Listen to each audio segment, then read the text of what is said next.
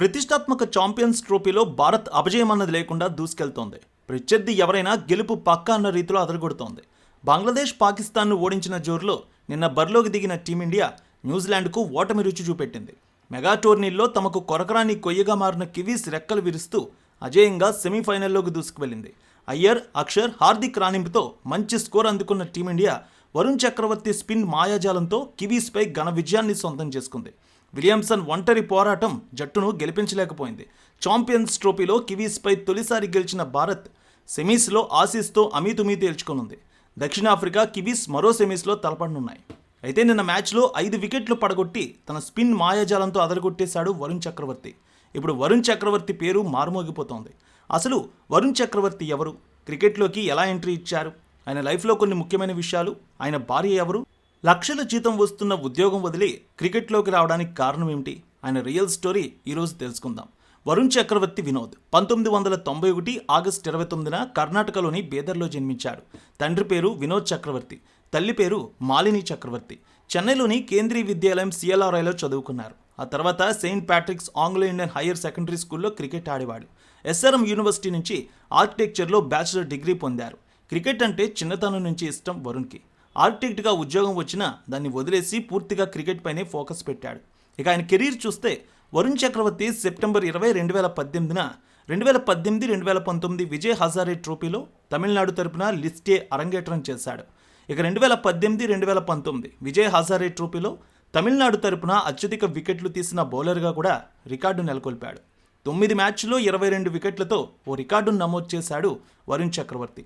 ఇక నవంబర్ 12, 2018న 2018-2019 రంజీ ట్రోఫీలో తమిళనాడు తరపున తన ఫస్ట్ క్లాస్ అరంగేట్రం చేశాడు. డిసెంబర్ 2018లో 2019 ఇండియన్ ప్రీమియర్ లీగ్ IPL కోసం జరిగిన ఆటగాళ్ల వేలంలో కింగ్స్ 11 పంజాబ్ వరుణ్ని ఏకంగా 8.5 కోట్లకు కొనుగోలు చేసింది. మార్చి 27, 2019న జట్టు తరపున 2020 అరంగేట్రం కూడా చేశాడు. మొదటి ఓవర్లో 25 పరుగులు ఇచ్చాడు. IPLలో అరంగేట్రంలో ఒక బౌలర్ ఇచ్చిన అత్యధిక పరుగుల రికార్డుగా కూడా అతని పేరిట అది నిలిచిపోయింది. 2020 IPL వేలానికి ముందు కింగ్స్ 11 పంజాబ్ అతన్ని వదులుకుంది. తర్వాత జరిగిన వేలంలో కోల్కతా నైట్ రైడర్స్ అతన్ని కొనుగోలు చేసింది. ఇక కోల్కతాకి నమ్మిన వ్యక్తిగా ఉండిపోయాడు. అక్టోబర్ 24, 2020న IPLలో తన తొలి 5 వికెట్ల రికార్డును సాధించాడు వరుణ్ చక్రవర్తి. అబుదాబిలో ఢిల్లీ క్యాపిటల్స్తో జరిగిన మ్యాచ్లో 20 పరుగులకు 5 వికెట్లు పడగొట్టాడు. 2021 IPL టోర్నమెంట్లో కోల్కతా నైట్ రైడర్స్ తరపున అత్యధిక వికెట్లు తీసిన బౌలర్గా వరుణ్ చక్రవర్తి రికార్డు నెలకొల్పాడు. 2020 అక్టోబర్లో ఆస్ట్రేలియాతో జరిగిన సిరీస్ కోసం భారత్ 2020 అంతర్జాతీయ జట్టులో అతనికి చోటు దక్కింది. అయితే నవంబర్ 9, 2020న చక్రవర్తికి గాయమైంది. దీంతో జట్టు నుంచి అతన్ని పక్కన పెట్టారు. ఇక 2021 ఫిబ్రవరిలో ఇంగ్లాండ్తో జరిగిన సిరీస్ కోసం భారత్ నుంచి T20 జట్టులో అతన్ని తీసుకున్నారు. జూన్ 2021లో శ్రీలంకతో జరిగిన సిరీస్ కోసం భారత్ వన్డే ఇంటర్నేషనల్తో పాటు T20 జట్టుల్లో వరుణ్కి చోటు దక్కింది. ఇక జూలై 25, 2021న శ్రీలంకతో భారత్కు జరిగిన T20లో వరుణ్ అరంగేట్రం చేశాడు. దాసున్ షానక్ వికెట్ తీసుకున్నాడు ఆయన. సెప్టెంబర్ 2021లో చక్రవర్తి 2021 ICC మెన్స్ T20 ప్రపంచ కప్ కోసం భారత జట్టులో చోటు కూడా దక్కించుకున్నాడు. ఇక వరుణ్ చక్రవర్తి జీవితం గురించి చూసినట్లయితే వరుణ్ చక్రవర్తి వ్యక్తిగత జీవితం, ఆయన కుటుంబం గురించి చూస్తే వరుణ్ చక్రవర్తి తమిళ భాష స్పోర్ట్స్ డ్రామా సినిమా జీవాలో క్లబ్ క్రికెటర్గా అతిథి పాత్రలో కనిపించారు. సినిమాలో నటించారు ఆయన. ఇక డిసెంబర్ 11, 2020న తన చిన్ననాటి స్నేహితురాలు నేహా కట్కర్ను వివాహం చేసుకున్నారు చెన్నైలో. వరుణ్ చక్రవర్తి దేశీయ క్రికెట్లో తమిళనాడు తరపున, అలాగే ఇండియన్ ప్రీమియర్ లీగ్ IPLలో కోల్కతా నైట్ రైడర్స్ తరపున లెగ్ స్పిన్ బౌలర్గా ఆడుతూ ఉన్నారు. ఇక జూలై 2021లో తన T20 అంతర్జాతీయ అరంగేట్రం చేశారు. ఫరూక్ తర్వాత ఫిబ్రవరి 2025లో భారత క్రికెట్ జట్టు తరపున వన్డేల్లో అరంగేట్రం చేసిన రెండవ పెద్ద వయస్కుడిగా నిలిచారు. వరుణ్ చక్రవర్తి 2025లో ఇంగ్లాండ్తో స్వదేశంలో జరిగిన T20 సిరీస్లో 14 వికెట్లు తీసి ఓ ద్వైపాక్షిక T20 సిరీస్లో అత్యధిక వికెట్లు తీసిన స్పిన్నర్గా రికార్డుకెక్కాడు. ఇక నిన్నటి మ్యాచ్ గురించి చూస్తే 2025 ఛాంపియన్స్ ట్రోఫీ లీగ్ దశను టీమిండియా ఓటమి లేకుండా ముగించింది. ఆదివారం న్యూజిలాండ్తో జరిగిన మ్యాచ్లో 44 పరుగుల తేడాతో ఘన విజయం సాధించింది. భారత్ నిర్దేశించిన 250 పరుగుల లక్ష్య ఛేదంలో కివీస్ 45.3 ఓవర్లో 205 పరుగులకే ఆలౌట్ అయింది. ఈ మ్యాచ్లో టీమిండియా స్పిన్నర్ వరుణ్ చక్రవర్తి 5 వికెట్లతో కివీస్ పతనాన్ని శాసించారనే చెప్పాలి. వన్డేల్లో ఒకే మ్యాచ్లో 5 వికెట్లు తీయడం వరుణ్ చక్రవర్తికి ఇదే తొలిసారి. వరుణ్ స్పిన్ ఊచులో చిక్కిన కివీస్ బ్యాటర్లు ఉక్కిరిబిక్కిరైపోయారు. William, Glenn Phillips, Bracewell, Santner, హెన్రీని పెవిలియన్కు చేర్చి టీమిండియా విజయంలో కీలక పాత్ర పోషించారు ఈ యంగ్ స్పిన్నర్. ముఖ్యంగా 45వ ఓవర్లో కేవలం 3 బంతుల వ్యవధిలోనే శాంట్నర్ 28 పరుగులకి, మ్యాట్ హెన్రీ 2 పరుగులకి అవుట్ చేయడం విశేషం. ఛాంపియన్స్ ట్రోఫీలో కివీస్పై భారత్కు ఇదే తొలి విజయం. 2000లో ఛాంపియన్స్ ట్రోఫీలో న్యూజిలాండ్, భారత్ ఫైనల్లో తలపడ్డాయి. ఈ మ్యాచ్లో భారత్పై కివీస్ గెలుపొందింది. ఆ తర్వాత ఈ 2 జట్లు ఛాంపియన్స్ ట్రోఫీలో మరెప్పుడూ తలపడలేదు. 25 ఏళ్ల తర్వాత తాజాగా కివీస్ను ఢీకొట్టిన టీమిండియా తొలి విజయాన్ని నమోదు చేసింది. చరిత్రలో ఈ మ్యాచ్ నిలిచిపోతుందనే చెప్పాలి. ఈజీగానే ఛేదించే టార్గెట్తో బ్యాటింగ్కు దిగిన న్యూజిలాండ్ ఒకానొక సమయంలో మ్యాచ్ను తన గుప్పిట్లో ఉంచుకుంది. అయితే భారత మిస్టరీ స్పిన్నర్ వరుణ్ చక్రవర్తి బాల్తో ఎంటర్ అయిన తర్వాత మ్యాచ్ పూర్తిగా భారత్ చేతిలోకి వచ్చేసింది.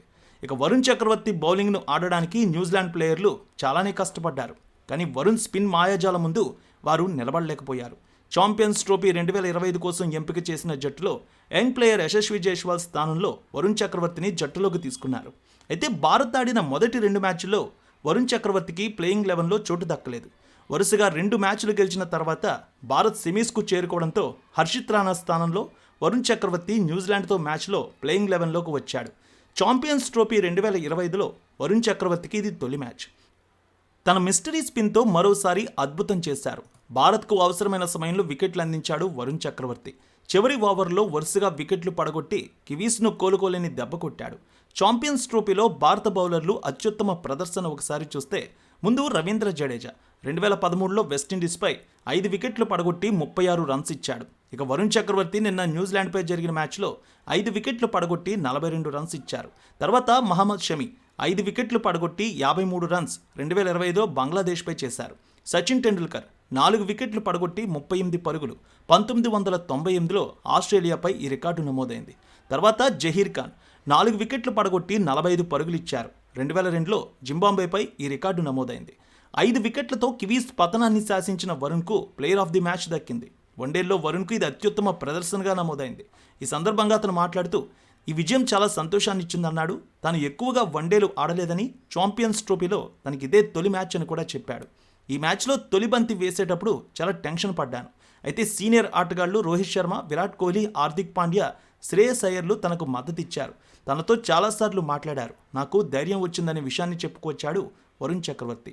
భారత్ తరపున నేను ఎక్కువగా వన్డే ఫార్మెట్ ఆడలేదు, కానీ మ్యాచ్ సాగుతున్న కొద్దీ నాపై నమ్మకం కలిగింది. విరాట్ కోహ్లీ, రోహిత్ శర్మ, శ్రేయస్ అయ్యర్, హార్దిక్ పాండ్యా నాతో తరచూ మాట్లాడారు. ఇది నాకు బాగా కలిసి వచ్చింది. గత రాత్రి నేను ఈ మ్యాచ్ ఆడుతున్నాననే విషయం తెలిసింది. దేశం తరపున ఆడే అవకాశం నాకు ఖచ్చితంగా దక్కుతుందని ముందే ఊహించాను, కానీ కాస్త భయపడ్డాను. ఈ పిచ్ ఏం ర్యాంక్ టర్నర్ కాదు, కానీ సరైన ప్రదేశంలో బంతిని హిట్ చేస్తే వికెట్ నుంచి సహకారం లభించింది. కుల్దీప్, జడ్డు, అక్షర్ అద్భుతంగా బౌలింగ్ చేశారు. పేసర్లు కూడా రాణించారు. ఇది సమిష్టి ప్రదర్శన అని వరుణ్ చక్రవర్తి చెప్పుకొచ్చారు. ఇక వరుణ్ చక్రవర్తి ఆస్తులు చూస్తే సుమారు 45 కోట్ల రూపాయల వరకు ఉంటాయి. మెజార్టీ ఐపీఎల్ ద్వారానే ఆయనకు ఆదాయం వస్తోంది. ఇక రవిచంద్రన్ అశ్విన్ అంటే తనకు క్రికెట్లో చాలా ఇష్టమని చెప్తారు. ఇక సినిమాల్లో విజయ్ అంటే తనకు ఇష్టమని తెలియజేస్తూ ఉంటారు వరుణ్ చక్రవర్తి. న్యూజిలాండ్పై విజయంతో భారత్ గ్రూప్ ఏలో అగ్రస్థానంలో సెమీస్లో అడుగుపెట్టింది. మార్చి 4న జరగనున్న సెమీస్లో ఆస్ట్రేలియాతో తలపడనుంది. ఇది వరుణ్ చక్రవర్తి రియల్ స్టోరీ. మరి వరుణ్ చక్రవర్తి ఆటపై మీ అభిప్రాయాన్ని తప్పక కామెంట్లో తెలియజేయండి. ఛాంపియన్స్ ట్రోఫీ భారత్ గెలవాలని మనం కూడా ఆశిద్దాం.